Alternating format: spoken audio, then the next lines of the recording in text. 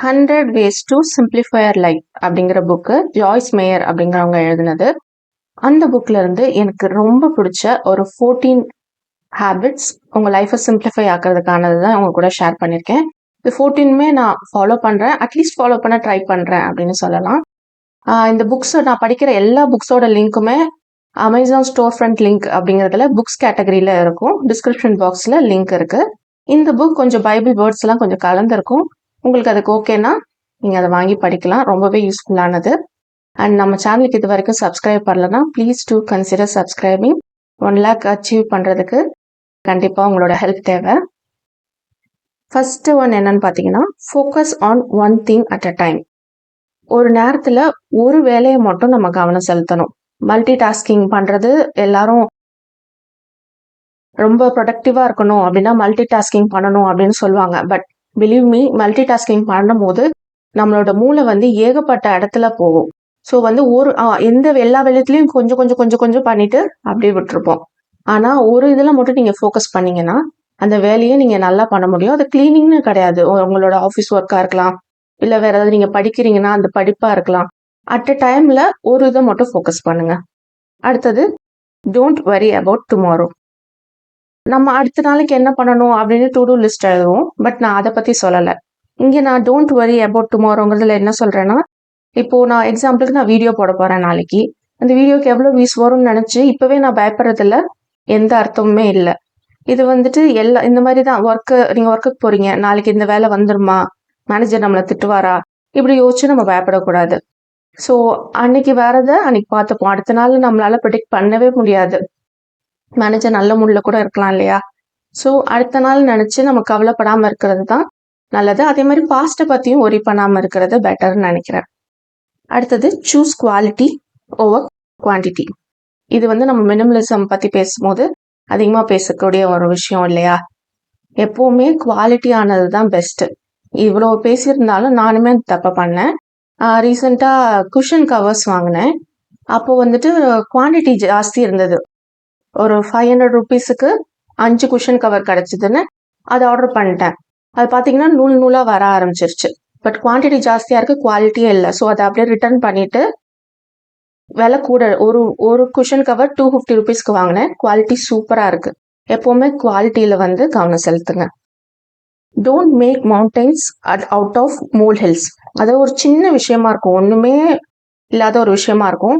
அதை பேசி பேசி பேசி பேசி பெருசு பண்ணி நம்ம அதுல இருந்து ஒரு பெரிய மலையை உருவாக்கிடுவோம். இந்த மாதிரி பண்ணீங்கன்னா அது நம்மளுக்கு தான் டிப்ரெஸ் ஆகும். ஸோ அதை நம்ம மாத்திக்கணும். எஸ்பெஷலி இதை நான் எப்போ பண்ணுவேன்னா, PMS ப்ரீமென்ஸ்ட்ரல் சிண்ட்ரோம் இருக்க டைம்ல தான் எனக்கு இந்த மாதிரியான ஒண்ணுமே இல்லாத ஒரு சின்ன விஷயமா இருக்கும். ஆனா எனக்கு கோவம் வரும் அந்த ஹார்மோன்ஸ்னால. ஸோ அந்த டைம்ல எனக்கு நானே சொல்லிக்கிற விஷயம், இது ஒன்றும் இல்லை, இதுவும் கடந்து போயிடும், ஒன்றும் இல்லை அப்படின்னு எனக்கு நானே சொல்லி இது பண்ணிப்பேன். ஸோ ஒரு சின்ன விஷயமா இருந்தா அது கொஞ்ச நேரம் கேப் விட்டு பாருங்க, ஆட்டோமேட்டிக்கா சரியாயிடும். அடுத்தது, ஸ்டாப் ப்ரொக்ராஸ்டினேட்டிங். எப்பவுமே ஒர்க்கை நம்ம பைல் அப் பண்ண விட்டோம், அதாவது நிறைய சேர்க்க விட்டோம்னாலே நம்மளால எந்த இதையுமே ஒழுங்கா பண்ண முடியாது. ஸோ அப்பப்போ இருக்கிற வேலையை, சின்ன சின்ன வேலையை அப்பப்போ முடிச்சிட்டோம்னா நம்மளுக்கு பெட்டர். இது வீட்டு வேலையில மட்டும் சொல்லலை. வீட்டில் 2 minute rules, 30 second rules, 1 minute habit இப்பெல்லாம் நம்ம சேனல்ல போடுறோம். இதை மட்டும் சொல்லலை, நம்மளுக்கு வாழ்க்கையில இருக்க ஒரு பெரிய ஒரு ப்ராப்ளமா கூட இருக்கலாம். அது அந்த இடத்துல நம்ம ஃபேஸ் பண்ணி தான் ஆகணும். அப்புறம் பார்த்துக்கலாம், நம்ம தள்ளி போட போக அது இன்னும் கொஞ்சம் பெரிய ப்ராப்ளமா தான் ஆகும். So face it boldly. அதை ஃபேஸ் பண்ணாலே எல்லாமே சரியாயிடும். Next, clear out the clutter. இது எனக்கு ரொம்ப பிடிச்சது, நான் எப்பவும் பண்றதுமே கூட. நம்ம கிளட்டர்டா இருக்கும் போது நம்ம வீடு, நம்ம மைண்டும் ரொம்ப கிளட்டர்டா இருக்கும்னு சொல்றது சயின்டிஃபிக்காவே ப்ரூவ் பண்ணியிருக்காங்க.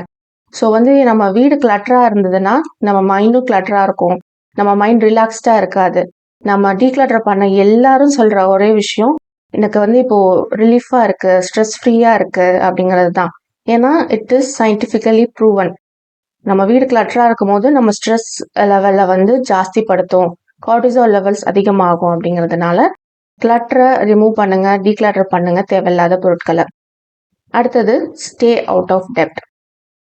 எப்பவுமே கடன் இருக்கும் போது நம்மளுக்கு ஒரி அப்படிங்கிறது எப்பவுமே நம்ம கூட இருந்துட்டே இருக்கும். ஒரி இல்லைன்னா நம்ம லைஃப்பும் சிம்பிளிஃபைடா தானே இருக்கும். ஸோ டெட் அப்படிங்கிறது இல்லாத வரைக்கும், கடன்கள் இல்லாத வரைக்கும் தான் நம்மளுக்கு நிம்மதியே. ஸோ முடிஞ்ச அளவுக்கு கடன் இல்லாம பார்த்துப்போம். கடன் இருந்ததுன்னா அது சீக்கிரம் முடிக்கிறதுக்கு என்ன வழின்னு பார்ப்போம். அதுக்கான ஒரு 20 டிப்ஸ் கூட நான் ஷேர் பண்ணியிருந்தேன். அந்த வீடியோவை டிஸ்கிரிப்ஷன் பாக்ஸில் லிங்க் பண்ணுறேன். அதை செக் அவுட் பண்ணி பாருங்கள் உங்களுக்கு விருப்பம் இருந்தால். அதே மாதிரி கிரெடிட் கார்டில் பர்ச்சேஸ் பண்ணுறது, வெக்கேஷன் போகிறது, அதையுமே வந்துட்டு நம்ம தடுத்துக்கணும். குட் டெப்ட், பேட் டெப்ட் அப்படின்னு எதுவுமே கிடையாது. எல்லாமே பேட் டெப்ட் தான். அடுத்தது மைண்ட் யுவர் ஓன் பிஸ்னஸ். யாராவது இப்போ எக்ஸாம்பிளுக்கு சொல்கிறேன், பக்கத்து வீட்டில் யாராவது ஏதாவது ஒன்று பண்ணியிருப்பாங்க. அது இதை போய் பண்ணிட்டாங்க, இதை பண்ணாமல் அவங்க இப்படி பண்ணியிருந்தாங்கன்னா அவங்க இந்த மாதிரி ஆயிருக்கலாம் அப்படின்னு நம்ம வீட்டில் இருக்கவங்க கூட ஹஸ்பண்ட் கூடயோ ஒய்ஃப் கூடயோ நம்ம பேசிட்டு இருப்போம். பட் அதனால நம்மளுக்கு ஏதாவது பிரயோஜனம் இருக்கா? ஒரு பிரயோஜனமும் இருக்காது. நமக்கே அதுக்கு மேல பிரச்சனைகள் ஜாஸ்தி இருக்கும். நம்மளோட ஒரிஸே ஜாஸ்தி இருக்கும் போது அடுத்தவங்களை பத்தி பேசுறதுனால நம்மளுக்கு இன்னும் கொஞ்சம் தேவையில்லாத ஒரு ஸ்ட்ரெஸ் தான் அதுவும். ஸோ நம்ம விஷயத்த பத்தி மட்டும் நம்ம பேசுறது நம்மளுக்கு எப்பவுமே நல்லது. அடுத்தவங்க விஷயத்த அவங்க பார்த்துப்பாங்க. அடுத்தது டோன்ட் பி ஜட்ஜ்மெண்டல். இது அடுத்தவங்களை ஜட்ஜ் பண்றதுங்கிறது ரொம்ப ஈஸி. எனக்குமே கூட ஒருத்தவங்களை பார்த்தோன்னா அவங்க இப்படிதான் அப்படின்னு சொல்றது ரொம்ப ஈஸி. பட் அந்த மாதிரி பண்ணக்கூடாது அப்படிங்கிறத நம்ம மனசுல எப்பவுமே ஞாபகம் வச்சுக்கணும். ஒன்ஸ் நம்ம ஜட்ஜ் பண்றோம் அப்படின்னு தெரிஞ்சிச்சுன்னா, இல்ல நம்மளா நினைச்சுக்க கூடாது அப்படிங்கிறத நம்ம முடிவு பண்ணிக்கிட்டோம்னா லைஃப்ல நிறைய ப்ராப்ளம், நிறைய ரிலேஷன்ஷிப்குள்ள இருக்கிற மிஸ் அண்டர்ஸ்டாண்டிங் எல்லாமே சரியாயிடும் அப்படின்னு நினைக்கிறேன். பட் நிறைய பேர் அதை பண்றது இல்லை. ஆனா கடவுளுக்கு மட்டும்தான் ஜட்ஜ் பண்றதுக்கான உரிமை இருக்கு அப்படின்னு இந்த ஆத்தர் சொல்றாங்க. அது உண்மையும் கூட. ஸோ முடிஞ்ச அளவுக்கு யாரையும் ஜட்ஜ் பண்ணாம இருங்க. லைஃப் சிம்பிளிஃபைடா இருக்கும். Think before you speak. நம்ம பேசுறதுக்கு முன்னாடி ஒரு நிமிஷம் நம்ம பேசுறது கரெக்டா, அடுத்தவங்களுக்கு யூஸ்ஃபுல்லா இருக்குமா, நம்ம பேசுறது உண்மைதானா அப்படின்னு நம்ம ஒரு நிமிஷம் யோசிச்சு பார்த்து பேசணும். அட்லீஸ்ட் நம்ம மனசுக்குள்ளே ஒரு வாட்டி சொல்லி பார்க்கணும். இல்லை நீங்க ஒரு கமெண்டா டைப் பண்றீங்க ஒரு சோஷியல் மீடியால, ஃபேஸ்புக்ல, யூடியூப்ல, இன்ஸ்டாகிராம்லனா அது ஒரு வாட்டி நீங்களே படிச்சு பாருங்க. இது இந்த மாதிரி உங்களுக்கு யாராவது ஒருத்தவங்க சொன்னாங்கன்னா, உங்ககிட்ட யாராவது எப்படி பேசுனாங்கன்னா உங்களுக்கு எப்படி இருக்குங்கிறத அந்த மாதிரி நினைச்சு நம்ம பேச ஆரம்பிச்சோம்னாலே நிறைய ஹர்ட் ஆகிறது, அதெல்லாம் நிறைய பேரை ஹர்ட் பண்றதும் சேர்ந்து நம்மளுக்கு எப்படி ஹர்ட் ஆகுதோ அதே மாதிரிதான் அடுத்தவங்களுக்கு ஹர்ட் ஆகும். ஸோ அதை நம்ம அவாய்ட் பண்ணிக்கலாம். அடுத்தது ஃபாலோ யுவர் ஹார்ட். உங்களுக்கு என்ன ரொம்ப பிடிச்சதோ அதை ஃபாலோ பண்ணுங்க. உங்களுக்கு உங்க லைஃப்ல எது முக்கியம் என்று கேட்டிங்கன்னா, எனக்கு ஹோம் மேக்கரா இருக்கிறது ரொம்ப பிடிச்ச விஷயம் அப்படின்னு தான் நான் சொல்லுவேன். ஸோ நான் ஹோம் மேக்கரா இருக்கிறதுக்கு இன்கம் வேற எந்த மாதிரியான ஜென்ரேட் பண்ணலாம் அப்படின்லாம் யோசிச்சு நான் மாத்தினேன். அது மாதிரி சில பேருக்கு கரியர் ரொம்ப முக்கியமா இருக்கும். ஆனா ஹோம் மேக்கரா நம்ம குழந்தைங்களை பார்த்துக்கணும் அப்படிங்கிற ஒரு இதுவும் இருக்கும். பட் அதை எப்படி அட்ஜஸ்ட் பண்ணலாம் அப்படின்னு யோசிங்க. இல்லை நீங்க ஆல்ரெடி ஒரு கரியர்ல ஒரு ஜாப்ல இருக்கீங்கன்னா, அது பிடிக்கலன்னா அதை விட்டுட்டு உங்களுக்கு பிடிச்சது எது அப்படின்னு யோசிச்சு பாருங்க. ஏன்னா நம்ம பிடிச்ச விஷயத்த செய்யும் போது லைஃப் ரொம்பவே சிம்பிளிஃபைடா இருக்கும் அண்ட் ஹாப்பியாகவும் இருக்கும். அடுத்தது don't Fred over evil doers. கெடுதல் பண்றவங்கள நினைச்சு நம்ம வருத்தப்படுறதுல எதுவுமே இல்லை. ஸோ அவங்க சேஞ்ச் ஆக போறதும் கிடையாது அந்த பர்சன்ஸ். அதனால அவங்க கெடுதல் பண்றாங்க, அவங்க இப்படி பண்ணிட்டாங்கன்னு நினைச்சு அவங்கள பத்தி பேசி அந்த மாதிரி இருக்க வேண்டாம்.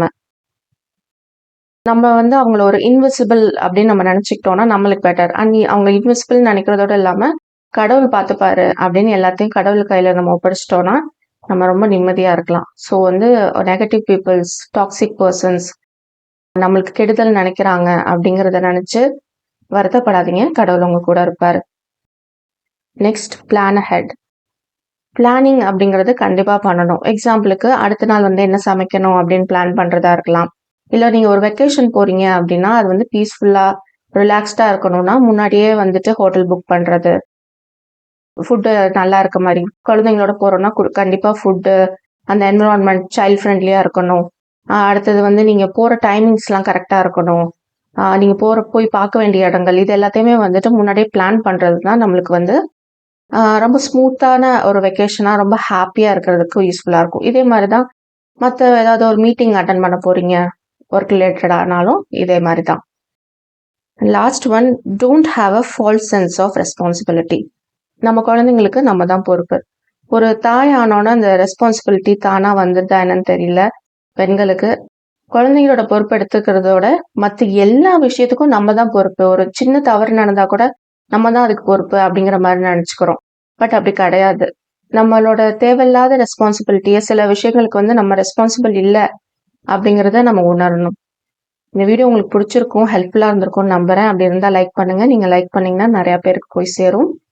அண்ட் ஷேர் பண்ணுங்க, கமெண்ட் பண்ணுங்க. மறந்துடாம சேனலுக்கு சப்ஸ்கிரைப் பண்ணுங்க. தேங்க்யூ ஃபார் வாட்சிங்.